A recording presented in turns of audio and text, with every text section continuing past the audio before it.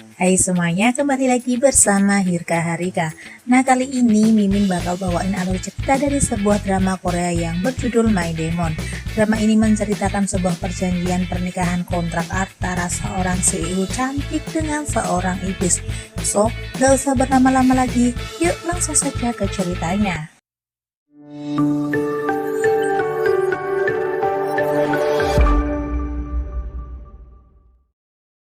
Dimana di episode sebelumnya diperlihatkan dimana Kwon dan Do-hee tengah menari bersama sambil mengalahkan para gangster. Setelah berhasil mengalahkan gangster dengan tarian itu, menjadikan Kwon merasa aneh dengan dirinya. Di sini Kwon merasa dadanya berdegup kencang saat menatap Do-hee, hingga mereka pun tidak menyadari jika ada seseorang yang merekam aksi mereka berdua dari kejauhan. Setelah itu, Kwon pun mengajak Do-hee pulang dan mengantarnya. Saat sampai di rumah, Kwon pun langsung pergi begitu saja meninggalkan Do-hee. Di sini, Kwon memegang dadanya dan merasa heran dengan apa yang tengah ia rasakan. Kemudian Kwon masih berusaha meyakinkan dirinya jika hal ini adalah efek dari tato miliknya yang tengah berada di lengan milik Do-hee. Sedangkan Do-hee yang terus memikirkan sikap Kwon yang aneh pun menjadi kesal, dan sebenarnya ia juga merasakan jika jantungnya berdebar saat menari bersama. Dan setelah itu Do-hee pun pergi untuk mendatangi yayasan milik Kwon untuk menanyakan preman-preman yang menyerangnya tadi. Sesampai di yayasan Kwon, ia justru bertemu dengan Gayong. Di sini Do-hee pun mengatakan jika ia memiliki hubungan khusus dengan Kwon, dan akhirnya Do-hee pun memasuki kantor milik Kwon. Do-hee pun sempat kaget karena ia melihat ruangan Kwon penuh dengan jam dinding, di mana jam dinding itu merupakan kontrak-kontrak manusia dengan Kwon.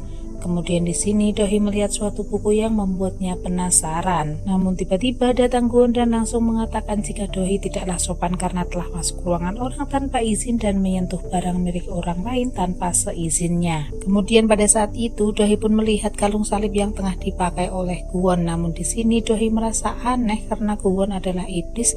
Namun mengapa Kwon memakai kalung salib? Di sini Kwon mengira jika Do-hee tengah memperhatikan tubuhnya dan mengejek Do-hee. Namun ternyata pada saat itu Gayong tengah mengintip Do-hee dan Kwon dari luar. Kwon yang melihat itu pun langsung membuka pintu. Namun di sini Gayong justru bersikap manja kepada Kwon. Saat itu Kwon merasa risih dengan sikap Gayong dan menyuruh Gayong keluar dari ruangannya. Kemudian Do-hee pun menanyakan siapa wanita itu. Di sini Kwon tidak menjawab pertanyaan Do-hee, namun Kwon malah memarahi Do-hee yang datang ke tempatnya malam-malam dan mengganggunya. Do-hee pun menjelaskan jika kedatangannya hanya ingin menanyakan alasan Kwon yang pergi begitu saja. Di sini Kwon menjawab jika ia hanya malas berlama-lama dengan Do-hee, namun jawaban Kwon justru terlihat sangat ketus sehingga menjadikan Do-hee merasa kesal dan pergi meninggalkan Kwon. Walaupun Kwon terlihat ketus dengan Do-hee, namun Kwon masih mempedulikan Do-hee dan meminta asistennya untuk mengawal Do-hee. Sedangkan di sisi lain terlihat seorang laki-laki menaruh sebuah rekaman video Do-hee dan Kwon yang mengalahkan para gangster. Kemudian laki-laki itu pun memberikan info kepada bosnya yang bisa diketahui jika bosnya ini adalah dalang dibalik kematian kepala keuangan Mirai Group, kematian Nyonya Chu serta musuh dari Do-hee. Kemudian diperlihatkan di mana Noh Do-kyung yang pulang ke rumah. Di sini ayahnya merasa curiga dengan anaknya karena bajunya penuh dengan darah. Ternyata Noh Do-kyung baru saja membunuh dokter psikiaternya yang telah mengatakan dirinya gila karena pernah membunuh seseorang. Sedangkan si pembunuh yang telah mendapatkan rekaman itu pun mencoba memutar rekaman itu, namun saat dibukanya ternyata rekaman tersebut rusak. Kemudian ia pun menghubungi anak buahnya dan mengatakan jika filenya rusak, dan mereka berdua pun berniat untuk membunuh Do-hee saat Do-hee tidak bersama Kwon. Dan di pagi harinya saat berangkat kerja, Do-hee pun terlihat sangat judes dan bodoh amat dengan Kwon.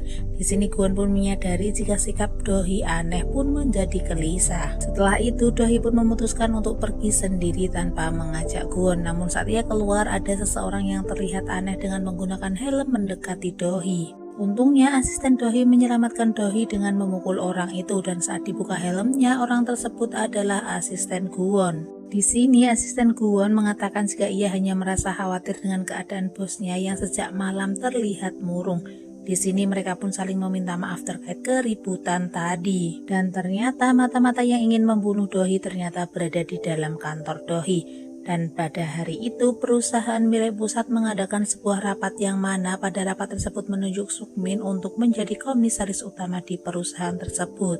Di sini Noh Sukmin pun sempat mengejek Dohee dan mengatakan jika semuanya akan berakhir dan meminta Dohee untuk segera mencari pasangan sebelum waktunya habis. Dan itu pun jika ada pria yang mau menikahinya. Setelah acara tersebut, Dohee dan Kwon pun pergi ke kantor polisi untuk mengecek perkembangan kasusnya. Namun sampai saat ini polisi belum menemukan siapa pelaku tersebut. Dikarenakan polisi tidak menemukan data dari bentuk wajah yang telah mereka sketsakan.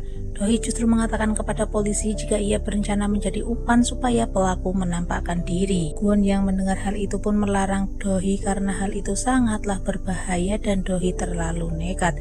Di sini Dohee pun mengatakan jika ia tengah putus asa, namun ia mengatakan jika ia memiliki seorang pengawal yang hebat yang bisa melindunginya. Dan ternyata pujian dari Dohee ini pun bisa menjadikan Kwon salting brutal. Kemudian setelah itu Dohee pun pergi untuk menemui seseorang sebagai pasangan kencannya.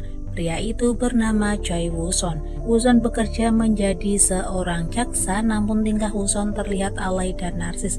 Hal ini menjadikan Kwon kesal dan mengerjai Woo-son. Walaupun Woo-son terlihat sangat aneh, namun ternyata Dohee menyetujui jika ia menikah dengan Woo-son. Dengar hal itu, Kwon pun protes dan merasa cemburu karena Dohee terlihat terlalu gegabah. Ternyata tujuan dari Dohee adalah untuk mencari jaksa agar ia bisa melawan anak dari Nyonya Chu yang selalu meremehkannya. Kwon yang masih merasa cemburu dengan Dohee pun menjadi kesal dan mengajak Dohee pergi ke tempat preman yang menyerangnya. Ia pun meminta preman itu untuk mencari pelaku yang berusaha membunuh Dohee. Di sini Kwon pun mengancam preman itu dengan memperlihatkan kekuatannya. Namun di sini Dohee menolak dan berusaha melepas tangan Kwon. Kwon pun mengatakan jika hal ini terjadi karena Dohee. Sejak kedatangan Dohee, hidupnya menjadi kacau. Ia juga berharap jika Dohee tidak datang di hidupnya. Mendengar hal itu, Dohee menjadi sedih dan mempersilahkan Kwon untuk tidak menjadi pengawalnya lagi. Kemudian di malam harinya saat di rumah, tiba-tiba pelaku yang ingin membunuh Dohee berada di dalam rumahnya dan langsung menyekap Dohee sampai pingsan. Kemudian saat Dohee tersadar, ia pun kaget karena tubuhnya digantung di balkon rumahnya. Di sini pelaku langsung memotong kain tersebut dan menjadikan Dohee semakin panik. Namun untungnya pada saat itu Kwon datang dan menyelamatkan Dohee, dan ternyata hal itu terjadi karena pada saat ia disekap ia sempat memberikan sinyal darurat yang terhubung ke ponsel Kwon. Sehingga Kwon yang menerima hal itu pun langsung segera pergi ke rumah Dohee dan berhasil menyelamatkan Dohee. Dan ternyata pada saat itu pelaku dengan ganasnya langsung menebas tangan Kwon menggunakan pisau. Dan di sini mereka berdua pun terjatuh. Namun pada saat itu Kwon yang tengah memegang tangan Dohee dan bisa menggunakan kekuatannya kembali sehingga mereka berdua berhasil selamat. Dohee yang pada saat itu merasa lega karena telah berhasil selamat pun langsung memeluk Kwon dengan sangat eratnya. Dan ternyata pada saat itu Sohun juga mendapat sinyal bahaya dari Dohee dan langsung pergi ke rumah Dohee. Namun saat sampai di rumah Dohee, ia melihat jika Dohee tengah memeluk Kwon. Dan setelah itu Dohee pun menceritakan kejadian saat pelaku datang kepada Kwon dan Sohun.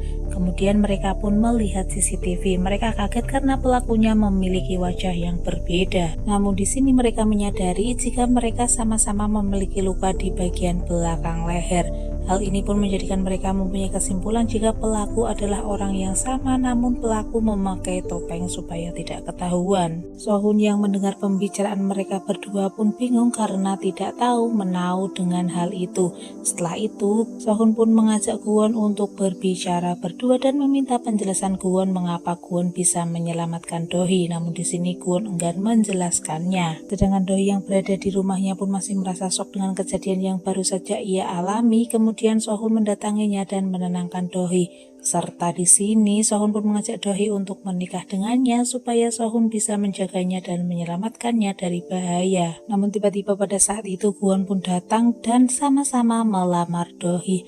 Mendengar hal itu, Dohee pun menjadi semakin kaget dan tidak percaya. Di sini Dohee pun akhirnya mengatakan kepada mereka berdua jika ia meminta waktu untuk memikirkan jawabannya. Kemudian di pagi harinya saat di kantor, asisten Kwon datang menemuinya dengan membawakan sebuah makanan. Di sini asistennya merasa khawatir karena bosnya semalam tidak pulang ke rumah. Kwon pun menceritakan kepada asistennya terkait kejadian semalam dan mengatakan jika ia melamar Dohee. Mendengar hal itu, asistennya pun panik dan teringat jika seorang demon menikah dengan manusia biasa maka gerbang neraka akan terbuka. Dan pada saat itu ia pun melihat Sohun datang ke kantor Dohee dengan membawa sebuah bunga. Melihat hal itu, Kwon pun semakin kesal karena Dohee terlihat sangat akrab dengan Sohun.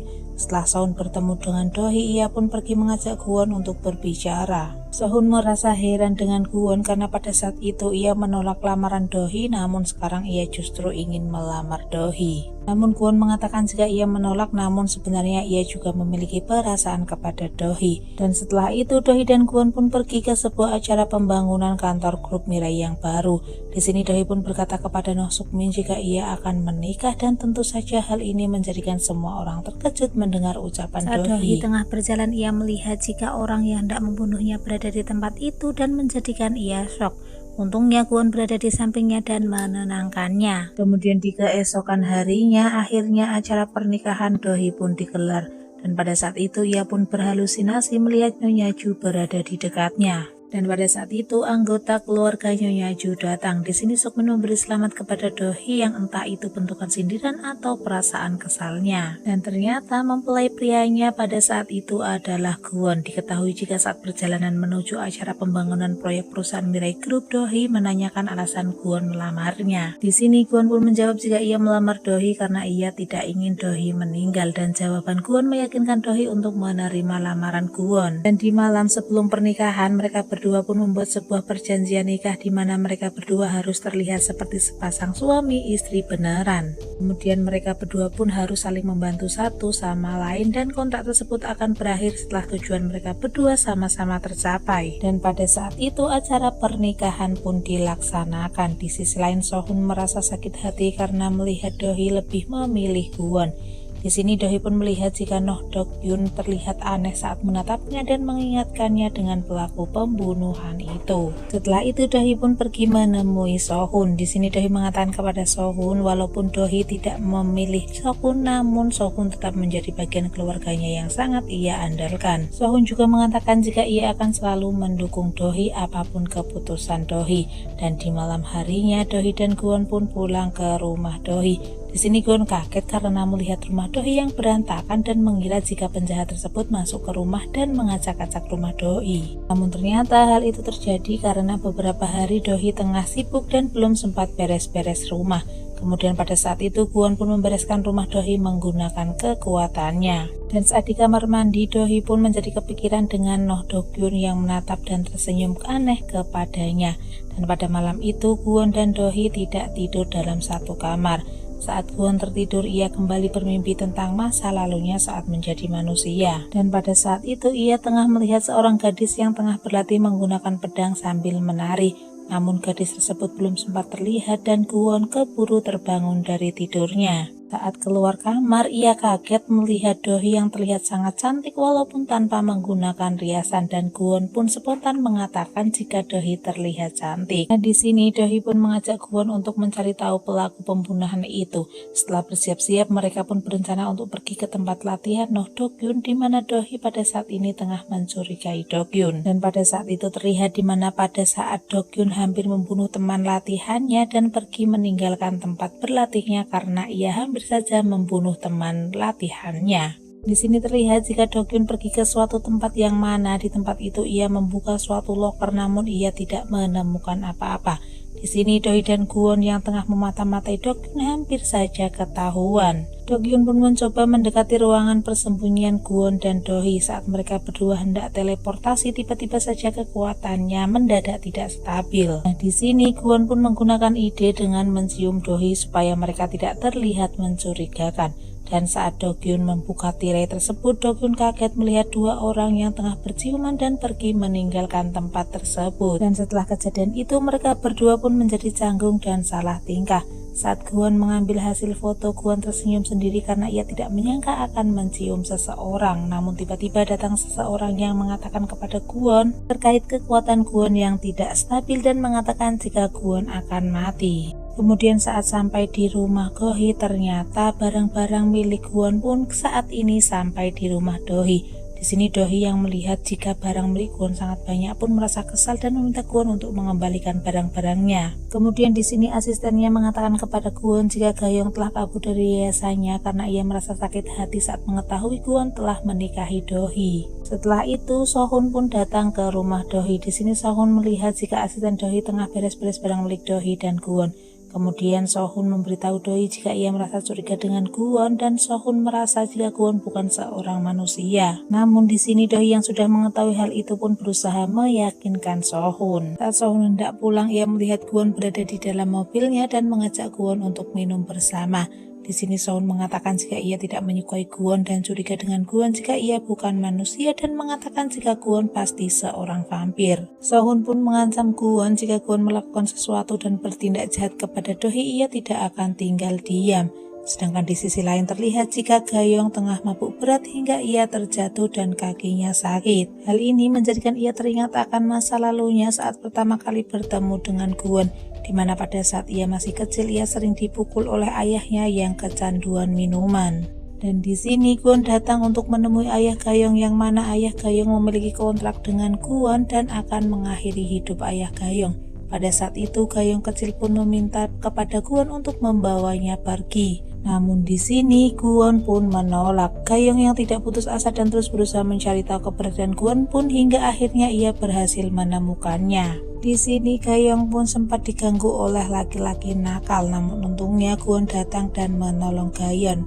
Melihat Kwon menolongnya, ia pun menjadi bahagia kembali dan membawa Gayong pulang ke rumah. Kemudian Kwon pun menceritakan kepada asistennya jika kekuatannya kadang tidak stabil dan menceritakan kembali tentang mimpi masa lalunya saat menjadi manusia. Asisten Kwon pun mengatakan jika kekuatannya mulai menghilang karena Kwon menjadi manusia dan ingatannya mulai kembali. Asistennya pun meminta Kwon untuk menjaga dirinya untuk bisa menjadi demon kembali. Dan di malam harinya di yayasan milik Kwon terlihat ada seorang laki-laki yang diam-diam masuk ke yayasan Kwon. Ternyata orang itu adalah penjahat bertopeng yang ingin menaruh alat penyadap di rumah Kwon supaya ia bisa mengetahui rencana Kwon. Kemudian di sini ia melihat suatu buku yang menarik perhatiannya dan mencuri buku tersebut. Saat Kwon kembali ke rumah Dohee, ia kaget karena melihat Dohee belum tertidur. Di sini Kwon pun mengatakan jika ia ingin mengecas kekuatannya dan mereka berdua pun tidur bersama di satu ranjang. Dan di pagi harinya Kwon menatap wajah Dohee yang terlihat cantik. Di sini ia merasa aneh dengan perasaannya sendiri. Tiba-tiba saja Dohee mendapat telepon dari asistennya dan memberi kabar jika terdapat video yang bikin gempar, di mana terdapat sebuah rumor yang menyebarkan tentang Dohee yang telah membunuh Nyonya Ju demi merebut warisannya. Setelah itu saat di kantor mereka pun membahas permasalahan ini dan berusaha mencari tahu solusinya. Asisten Dohee mengatakan jika ia sudah mencoba melalui jalur hukum, namun hal ini gagal karena beritanya sudah tersebar di masyarakat. Sohun pun mengatakan jika ia akan membantu mengatakan kepada dewan direksi dan membujuk mereka dan keluar meninggalkan Dohee dan Kwon. Kemudian saat Sohun mengetahui jika Dohee tidak ada di ruangannya padahal ia baru saja keluar pun menjadi aneh dan menjadi semakin curiga. Ternyata di sini Dohee dan Kwon pun pergi menemui Noh Sukmin yang tengah berlatih penembak. Di sini Sukmin pun mengatakan jika hal ini adalah hal yang pantas didapatkan oleh Dohee. Nah di sini Dohee pun mengatakan jika dahulu Nyonya Ju pernah mengatakan jika ia melahirkan anak iblis yang membunuh orang tuanya. Di sini Dohee pun menanyakan kepada Sukmin apakah ia yang telah sengaja menabrak orang tuanya. Kemudian Noh Sukmin pun mengarahkan senjatanya kepada Dohee, namun Dohee menantang dan tidak takut dengan hal itu. Saat Dohee hendak pergi, Noh Sukmin pun menembakkan peluru sebagai peringatan kepada Dohee dan meminta Dohee untuk tidak nekat supaya nasibnya tidak sama dengan kedua orang tuanya. Setelah itu Dohee dan Kwon pun teleportasi ke tempat orang yang telah membuat rumor tersebut. Di sini Dohee menanyakan siapa yang memintanya melakukan hal ini. Namun ia tidak mengetahui karena ia hanya dibayar dengan Bitcoin. Kemudian pada saat itu Kwon pun membawa pria itu ke gudang brankas Bank Korea dengan teleportasi. Kwon mengatakan jika besok pria itu akan terkenal sebagai seorang pencuri yang masuk ke brankas bank. Dengan hal itu, pria itu pun bersedia menuruti perkataan Dohee dan Kwon. Tiba-tiba saja Kwon mendapat telepon dari asistennya dan mengatakan jika buku panduan iblis menghilang. Kwon pun langsung teleportasi ke yayasannya dan membicarakan hal itu. Dan ternyata pembicaraan mereka terdengar jelas oleh penjahat yang telah menyadap rumah Kwon. Di sini penjahat itu pun akhirnya mengetahui siapa Kwon sebenarnya. Kemudian saat Kwon dan Do-hee hendak pulang, tiba-tiba gangster yang tadinya mengeroyok Kwon pun datang ke yayasannya. Namun di sini mereka tidak menyerang Kwon, justru mereka berlutut kepada Kwon dan meminta Kwon menjadi bos mereka. Awalnya Kwon menolak hal itu, namun mereka memaksanya dan akhirnya Kwon pun menyetujuinya. Dan di sisi lain diperlihatkan terdapat seseorang yang misterius tengah mendengarkan rekaman percakapan Kwon terkait dirinya seorang demon. Kemudian laki-laki itu meminta penjahat berluka bakar untuk menyingkirkan Kwon terlebih dahulu. Namun penjahat luka bakar itu mengatakan jika Kwon bukan seorang manusia dan ia merasa ketakutan. Namun di sini laki-laki misterius mengatakan jika Kwon dahulunya adalah seorang manusia dan sepertinya laki-laki misterius ini mengetahui sesuatu tentang Kwon. Saat sampai di rumah Do-hee, Kwon pun pamit kepada Do-hee untuk pergi sebentar. Dan terlihat jika Do-hee dan Kwon sudah terbiasa menjadi suami istri dan saling peduli satu sama lain. Namun pada saat itu tiba-tiba datang seorang polisi yang mengatakan jika mereka menangkap Do-hee sebagai tersangka pembunuhan Nyonya Ju. Dan berita terkait penangkapan Do-hee pun langsung menyebar luas. Sedangkan Sukmin yang melihat berita itu pun menjadi semakin puas karena rencananya berhasil. Kwon yang mengetahui jika Do-hee ditangkap polisi pun langsung pergi ke kantor polisi. Namun saat di luar, ia tiba-tiba ditusuk oleh penjahat berluka bakar itu. Namun karena Kwon tidak memiliki kekuatan, Kwon pun akhirnya terjatuh dan merasa kesakitan. Di sini Kwon masih terus kepikiran dengan Do-hee yang tengah ditangkap polisi. Untungnya pada saat itu asistennya datang dan menghajar pelaku tersebut dan menjadikan topengnya koyak. Di sini Kwon pun bisa melihat wajah asli dari penjahat tersebut. Penjahat itu pun panik karena topengnya telah koyak dan pergi meninggalkan tempat tersebut. Di sisi lain di kantor polisi, kepala kepolisian mengatakan kepada Do-hee jika ia merasa yakin Do-hee bukanlah pelaku pembunuhan Nyonya Ju. Namun saat ini ia tidak bisa melakukan apa-apa karena ia tengah diancam oleh atasannya. Setelah itu datang seorang polisi dan mengatakan keadaan Kwon yang baru saja ditusuk orang. Dengar hal itu, Do-hee pun menjadi shock dan meminta dibebaskan saat itu juga. Di sisi lain, Kwon yang tengah dilarikan ke rumah sakit pun tengah ditangani dokter. Namun di sini dokter mengatakan jika keadaan Kwon sudah sangat parah. Bahkan bisa saja umur Kwon tidak lama lagi. Dan saat itu entah bagaimana caranya Do-hee berhasil datang ke rumah sakit Kwon. Gayong yang melihat Do-hee datang ke situ pun langsung memarahi Do-hee dan menganggap jika Do-hee lah yang telah membunuh Kwon. Namun asisten Kwon pun menarik Gayong keluar dan meminta Do-hee untuk menyelamatkan Kwon. Kemudian Do-hee pun mendekati Kwon dan memegang tangan Kwon sambil menangis. Ia merasa sedih karena biasanya ia selalu diselamatkan oleh Kwon, namun kali ini ia gagal menyelamatkan Kwon. Dan tiba-tiba saja Kwon pun kembali sadar saat kekuatannya kembali dan mengatakan kepada Do-hee untuk tidak menangis. Di sini Kwon pun memeluk Do-hee dan mengatakan jika ia butuh isi daya dengan memeluk Do-hee. Dan pada saat itu Gayong yang melihat mereka tengah berpelukan pun merasa kesal dan meninggalkan mereka berdua. Di sini Sokun pun datang menemui Do-hee dan mengajak Do-hee untuk kembali ke kantor polisi. Dan setelah itu Do-hee pun kembali ke kantor polisi. Sedangkan Kwon yang tengah bermimpi jika tubuhnya terbakar habis hingga akhirnya ia terbangun kaget dengan mimpi itu. Dan di pagi harinya akhirnya Do-hee bisa dibebaskan dari penjara karena tidak cukup bukti. Saat sampai di rumah sakit, Do-hee pun kaget melihat gangster yang sangat banyak. Dikarenakan mereka mengetahui jika Do-hee adalah istri Kwon, mereka pun langsung tunduk dan beri hormat kepada Do-hee. Kemudian pada saat Do-hee masuk ke ruangan Kwon pun terlihat sangat bahagia. Kwon pun meminta untuk pulang dan mengatakan jika ia akan sembuh ketika bersama Do-hee. Dan Do-hee lah obatnya dia. Kata-kata gombal Kwon pun menjadikan Do-hee menuruti keinginan suaminya ini. Sedangkan di sisi lain terlihat jika penjahat bertopeng itu memberi pesan kepada Do-kyun jika Kwon telah mengetahui wajahnya. Di sini ia merasa ketakutan jika suatu saat ia akan didatangi oleh Kwon dan merasa stres. Singkat cerita, Kwon dan Do-hee pun telah pulang ke rumah. Di sini Kwon memegang tangan Do-hee dan berusaha untuk mengisi daya. Namun entah mengapa rasanya hal itu sangatlah lemah. Di sini Do-hee pun mengatakan jika hal itu mungkin terjadi karena mereka kurang dekat.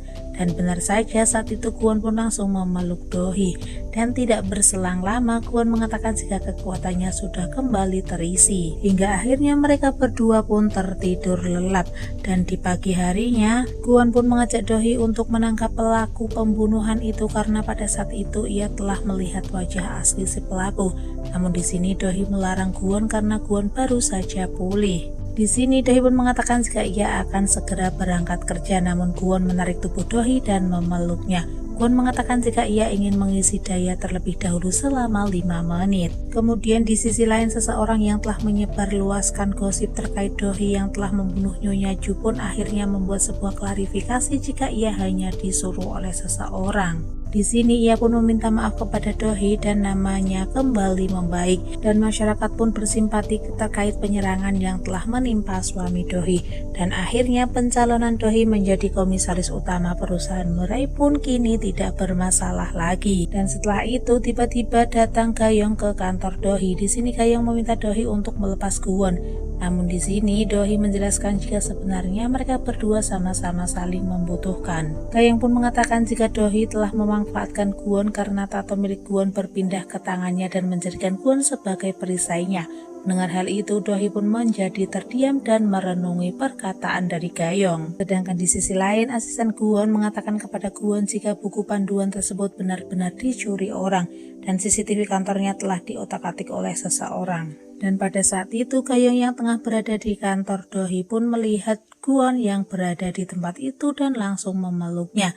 Di sini ia mengatakan jika semua ini terjadi karena Dohee. Namun Kwon mengelak hal itu dan membela Dohee. Gayong kembali menanyakan perasaan Kwon kepada Dohee. Saat melihat ekspresi Kwon, Gayong pun semakin yakin jika Kwon bersikap seperti manusia. Gayong pun meminta Kwon untuk kembali menjadi seorang iblis yang tidak memiliki perasaan. Kemudian di malam harinya Dohee pun menyendiri dan kembali kepikiran dengan kata-kata Gayong hingga ia berhalusinasi sedang bersama Nyonya Ju dan saling curhat.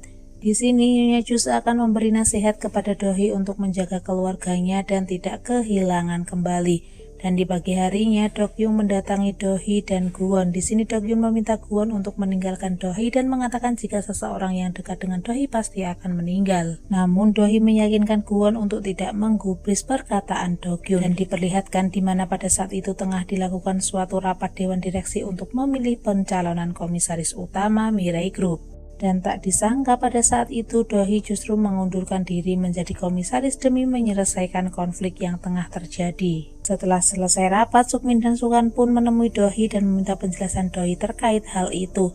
Namun di sini Dohee dengan mantap mengatakan jika ia mengundurkan diri karena ia ingin menyelesaikan konflik dengan menyerahkan warisan Nyonya Ju kepada mereka. Kwon yang mendengar hal itu pun merasa tidak masuk akal dan menanyakan alasan Dohee dan meminta Dohee jujur kepadanya. Namun di sini Dohee mengatakan jika ia hanya ingin hidup tenang dan mengatakan jika Kwon telah kehilangan kekuatan dan tidak bisa melindungi dirinya sendiri, apalagi melindunginya. Sedangkan di sisi lain anak-anak dari Nyonya Ju tengah membahas terkait Dohee yang tiba-tiba saja mengundurkan diri. Di sini mereka pun merayakan kemenangan Sukmin yang akan menjadi komisaris utama. Namun anaknya Sukmin justru mengatakan jika ayahnya belum tentu menjadi komisaris. Dan di sisi lain, Kwon pun pergi menemui Sokun dan meminta Sokun mengatakan alasan Dohee mengundurkan diri dari pencalonan komisaris tersebut. Di sini, Sokun pun mengatakan jika ia mengetahui segalanya di mana Dohee selalu merasa bersalah dan menganggap dirinya lah penyebab kematian orang tuanya, serta kematian Nyonya Ju lalu ditambah kasus penikaman Kwon. Dan Dohee pun mengundurkan diri karena ia takut Kwon kenapa-napa. Kemudian saat itu Kwon pun mencari keberadaan Dohee namun ia tidak menemukannya. Dan ternyata pada saat itu Dohee tengah berada di taman bunga milik Nyonya Ju dan meminta maaf kepada Nyonya Ju karena ia telah menyerah. Namun tiba-tiba Kwon datang dan mengajaknya kembali. Kwon tidak ingin Dohee menyerah begitu saja. Kwon mengatakan jika Dohee harus mengambil keputusan terbaik karena keputusan terbaik Dohee pasti menjadi keputusan terbaik baginya juga. Dan kata-kata tersebut mengingatkannya dengan Nyonya Ju. Namun di sini Dohee mengatakan jika orang-orang yang bersamanya pasti akan meninggal dunia. Di sini Kwon pun mengatakan jika ia tidak peduli dengan hal itu dan pada saat itu Kwon pun mendekati Dohee dan menciumnya. Di sini Kwon merasa jika takdirnya dengan Dohee adalah hal yang tidak bisa dia elak.